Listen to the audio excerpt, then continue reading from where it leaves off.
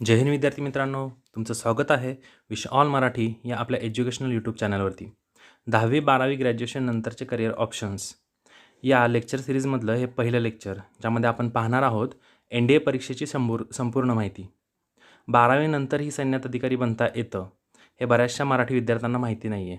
आणि जेव्हा ते त्यांना माहिती होतं तोपर्यंत ते एज बार झालेले असतात, म्हणजे त्यांचं वय निघून गेलेलं असतं. त्यामुळं ह्या NDA परीक्षेची माहिती मी आज आपल्यासमोर घेऊन येत आहे. आपण या NDAबद्दल इन डिटेल जाणून घेणार आहोत. त्याची एक्झाम पॅटर्न काय असतो, वयोमर्यादा काय असते, सिलेबस, वेतन, ह्या सगळ्या गोष्टी आपण या व्हिडिओ लेक्चरमध्ये जाणून घेणार आहोत. बट त्यापूर्वी तुम्ही जर आमच्या चॅनलवरती नवीन असाल तर आमच्या चॅनलला सबस्क्राईब करा आणि मॅक्झिमम मराठी विद्यार्थ्यांपर्यंत ही गोष्ट पोचवा, म्हणजे त्यांच्यापर्यंत शेअर करा. आणि सगळ्यात महत्त्वाचं म्हणजे बेल आयकॉनवरती क्लिक करायला विसरू नका, जेणेकरून तुम्हाला अशाच करिअर गायडन्सच्या नवनवीन व्हिडिओबद्दल नोटिफिकेशन येत राहतील. आणि विद्यार्थ्यांनो, ही जी लेक्चर सिरीज आहे ही तुमच्यासाठी अत्यंत महत्त्वाची ठरणार आहे, कारण या लेक्चर सिरीजमध्ये जवळपास 100पेक्षा जास्त वेगवेगळे करिअर गायडन्सचे लेक्चर असणार आहेत. वेगवेगळ्या करिअरमधून तुम्ही तुमचं भविष्य कसं चांगलं करू शकता हे या लेक्चर सिरीजमधून तुम्हाला सांगण्यात येणार आहे. त्यामुळे ह्या व्हिडिओ लेक्चर्सचा पुरेपूर लाभ घ्या. मित्रांनो, या व्हिडिओमध्ये आपण जाणून घेणार आहोत NDA म्हणजे नेमकं काय, त्याची शैक्षणिक पात्रता काय असते, त्यासाठी वयोमर्यादा, एज लिमिट काय असतं, परीक्षेची पद्धत, एक्झामचा पॅटर्न काय असतो, किंवा अभ्यासक्रम म्हणजे सिलेबस हा डिटेलमध्ये मी तुम्हाला सांगणार आहे. त्यासोबत तुमचं जेव्हा पोस्टिंग होतं आहे त्यावेळी तुमचं वेतन काय असतं किंवा तुम्हाला किती सॅलरी भेटते, त्यासोबत इंटरव्ह्यू किंवा फिजिकल टेस्ट असते का, इंटरव्ह्यूमध्ये काय विचारलं जातं किंवा इंटरव्ह्यू कसा असतो, त्यानंतरचं तुमचं ट्रेनिंगचं किंवा पोस्टिंग, तुमचं ट्रेनिंग आणि पोस्टिंग कुठं होतं, म्हणजे तुमचं जेव्हा NDAतून बाहेर पडतं तेव्हा तुमच्या फोर्ससाठी ट्रेनिंग घेतलं जातं आणि ते ट्रेनिंग कोणत्या ठिकाणी कोणत्या फोर्सचं घेतलं जातं, ह्या सगळ्या गोष्टी आपण ह्या व्हिडिओ लेक्चरमध्ये आपण बघणार आहोत. मित्रांनो, बेसिकली NDAची एक्झाम ही युनियन पब्लिक सर्व्हिस कमिशन म्हणजे UPSC कंडक्ट करते. NDAमध्ये Indian air force, Indian navy, Indian army आणि नावल अकॅडमी अशा फोर्सेसमध्ये ऑफिसर बनण्यासाठी ही एक्झाम घेतली जाते. NDAचं जर तुम्ही सेंटर बघितलं तर ऑल इंडियामध्ये एकच सेंटर आहे आणि तेही आपल्या महाराष्ट्रात आहे. नॅशनल डिफेन्स अकॅडमी ही पुण्यामध्ये खडकवासलामध्ये स्थापित करण्यात आलेली आहे. 12वी नंतर सैन्यात अधिकारी बनता येतं, हे जसं मी तुम्हाला सांगितलं आहे, तर त्यासाठी एक्झाम असते. NDAमध्ये एंटर करण्यासाठी एक एक्झाम असते जी वर्षातून 2दा होते, एकदा एप्रिलमध्ये आणि एकदा सप्टेंबरमध्ये. तर मित्रांनो, NDAची एक्झाम देण्यासाठी एलिजिबिलिटी क्रायटेरिया काय आहे ते आपण बघूयात.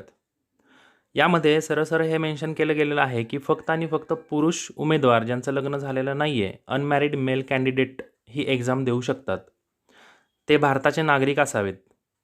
भूतान आणि नेपाळसाठी पण त्यांनी स्पेशल प्रोव्हिजन केलेलं आहे. म्हणजे विद्यार्थी मित्रांनो, ही जी एक्झाम आहे ती फक्त पुरुष उमेदवारच देऊ शकतात. मुलींसाठी अजूनही NDAमध्ये एंट्री नाही आहे. बट हां, मुलींसाठी वेगवेगळ्या एक्झाम आहेत NDAमध्ये ऑफिसर बनण्यासाठी, जसं की CDSची एक्झाम असेल, FCATची एक्झाम असेल, त्यानंतर AFMCची एंट्री आहे, NCCची एंट्री आहे. त्यावरती मी सेपरेट व्हिडिओ लेक्चर बनवणारच आहे, ते तुम्ही बघून घ्या.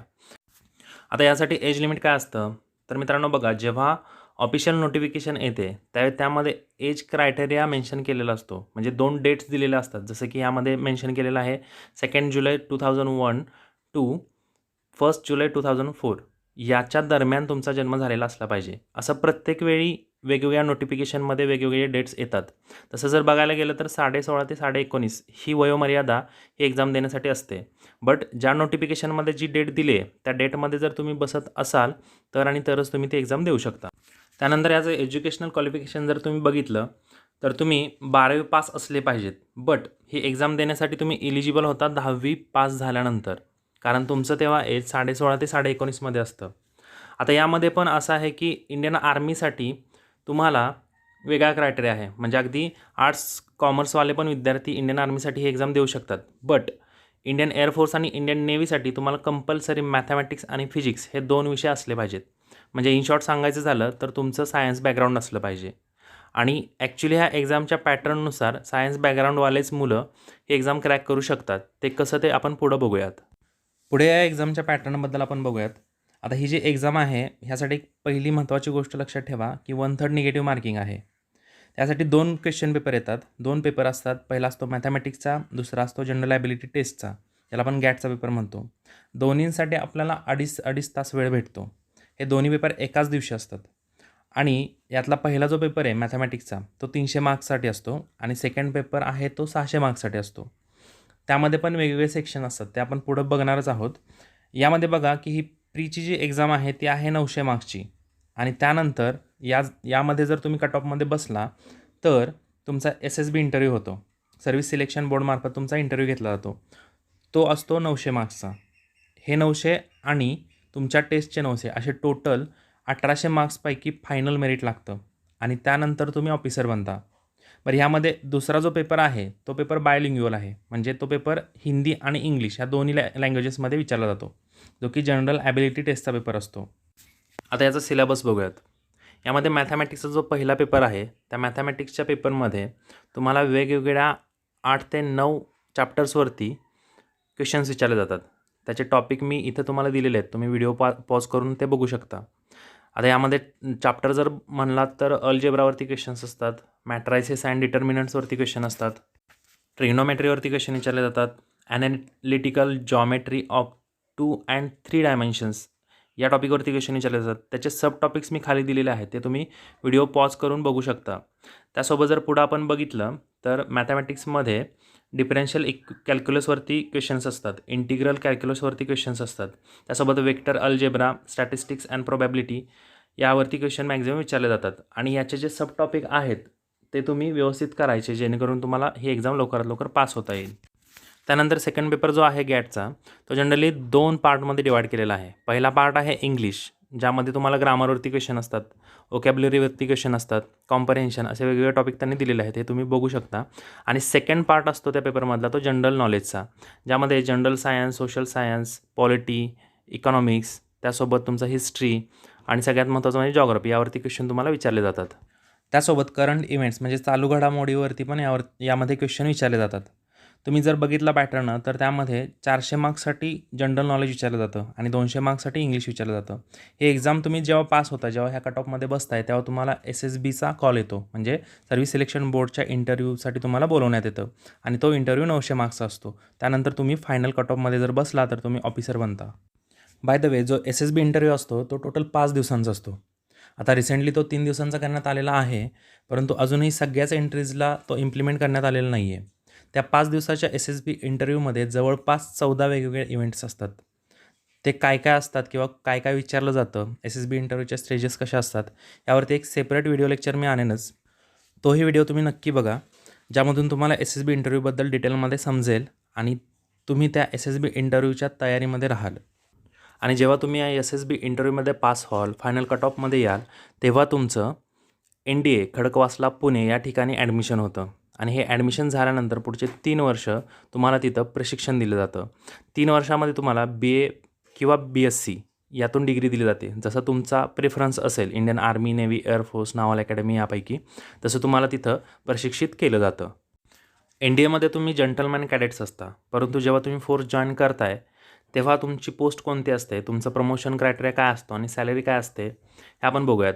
आता बघा, जेव्हा सपोज एखाद्याचं जर प्रेफरन्स इंडियन आर्मी असेल तर इंडियन आर्मीमध्ये पहिली रँक भेटते ती लेफ्टनंटची आणि लेफ्टनंटसाठी बेसिक सॅलरी असते 56,100 ते 1,77,500.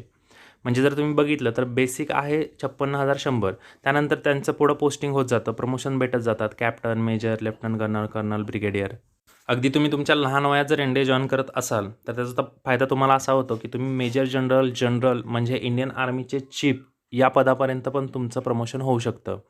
सध्या जर तुम्ही बघितलं तर इंडियन आर्मी, नेव्ही, एअरफोर्स या तिन्ही दलाचे जे प्रमुख आहेत ते तिन्ही NDA पासआउट आहेत. तिघं पण एकाच बॅचचे आहेत. त्यामुळे तुम्हाला हा फायदा NDAमधून लवकर होतो की लवकरात लवकर तुम्ही ऑफिसर बनता, लवकरात लवकर तुमची लाईफ सेटल होते आणि लवकरात लवकर तुम्ही त्या अतिउच्च पोस्टपर्यंत पोचता, जिथं पोचण्यासाठी दुसऱ्या एंट्रीजला खूप आणि खूप एफर्ट्स करावे लागतात. इथं बघा, तुम्ही 56,100 ही बेसिक सॅलरी आहे. यामध्ये बाकीचे अलाउन्सेस जर ॲड केले तर तुमचं हे पेमेंट इनिशियल स्टेजला म्हणजे सुरुवातीलाच 80,000 ते 90,000पर्यंत जातं आणि ही एक बेस्ट सॅलरी आहे. आता हे झालं इंडियन आर्मीचं. असंच इंडियन नेव्ही आणि इंडियन एअरफोर्सचे पण रँकिंग सिस्टीम आहे आणि त्यांचे अनाउन्सेस पण वेगळे आहेत.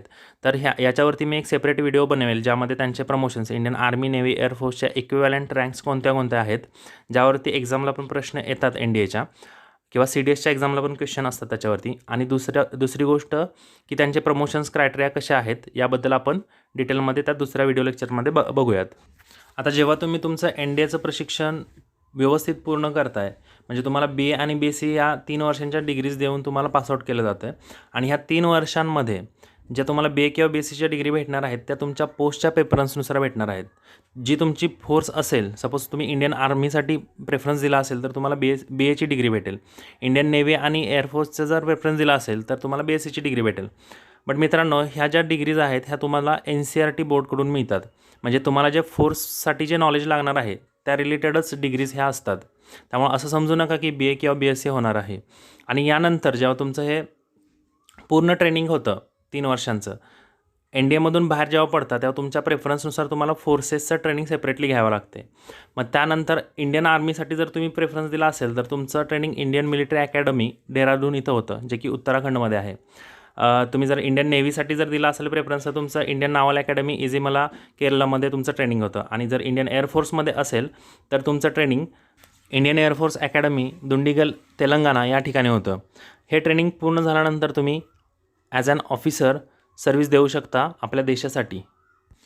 बघा मित्रांनो, NDA महाराष्ट्रामध्ये आहे, पुण्याला खडकवासलामध्ये.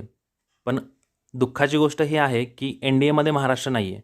म्हणजे NDAमध्ये जे ऑफिसर्स रँकसाठी जी मुलं येतात ती मेजॉरिटी UP, बिहार, पंजाब या साईडची असतात. याचा रिझन असा आहे की तिकडं अवेअरनेस जास्त आहे, तिकडं माहिती आहेत ह्या एक्झामबद्दल, ह्या कॉम्पिटेटिव्ह एक्झामबद्दल तिकडचा अवेअरनेस जास्त आहे. आपल्याकडं तेवढा अवेअरनेस नाही आहे. बरं, असं नाही आहे की महाराष्ट्रातील मुलं इंडियन आर्मीमध्ये नाही आहेत किंवा इंडियन एअरफोर्स, इंडियन नेव्हीमध्ये नाही आहेत, असं नाही आहे. महाराष्ट्रातील मुलं भरपूर मोठ्या प्रमाणावरती इंडियन आर्मी, इंडियन नेव्हीमध्ये आहेत. बट ऑफिसर्स रँकला खूप कमी आहेत. तसं बघायला गेलं तर सगळ्यात जास्त क्रेज इंडियन आर्मीच्या भरतीची सगळ्यात जास्त क्रेज महाराष्ट्रामध्ये आहे. महाराष्ट्रातून सगळ्यात जास्त मोठ्या प्रमाणात इंडियन आर्मीमध्ये मुलं भरती होतात, परंतु ती शिपाई रँकला होतात. इंडियन आर्मीमध्ये ऑफिसर पण बनता येतं. आता ही फक्त एकच एंट्री नाही आहे, NDAची ही एकच एंट्री नाही, अशा भरपूर एंट्रीज आहेत ज्यातून ऑफिसर बनता येतं. बट त्याबद्दल अवेअरनेस नसल्यामुळं आपण मागं पडतो. आणि सगळ्यात महत्त्वाचं म्हणजे आपल्या मराठी मुलांमध्ये पोटेन्शियल आहे, ह्या एक्झाम क्रॅक करण्याचं, ऑफिसर बनण्याचं पोटेन्शियल आहे. बट प्रॉपर गायडन्स न मिळाल्यामुळं आपण पाठीमागं पडतो. आणि त्याच गोष्टी तुमच्यापर्यंत पोहोचवण्यासाठी या उपक्रमामधून आम्ही पहिलं हे लेक्चर NDA नॅशनल डिफेन्स अकॅडमीमध्ये तुम्ही ऑफिसर कसं बनू शकता याबद्दल घेऊन आलेलो आहे. त्यामुळे करिअर गायडन्स सिरीजचा मॅक्झिमम मराठी विद्यार्थ्यांना फायदा होण्यासाठी हे लेक्चर सिरीज शेअर करा, हे लेक्चर शेअर करा, हे व्हिडिओ शेअर्स करा. आणि सगळ्यात महत्त्वाचं, चॅनलला सबस्क्राईब करा आणि बेल आयकॉनवरती क्लिक करायला विसरू नका, जेणेकरून तुम्हाला अशाच नवनवीन करिअर रिलेटेड लेक्चर्सच्या, रोजगार संधीच्या लेक्चरच्या, वेगवेगळ्या फील्डमधले जे करिअर अपॉर्च्युनिटीज आहेत याबद्दलच्या लेक्चर्सच्या नोटिफिकेशन तुम्हाला तुमच्या मोबाईलवरती मिळून जातील. तर आपण आज इथे थांबूयात. धन्यवाद. जय हिंद, जय महाराष्ट्र.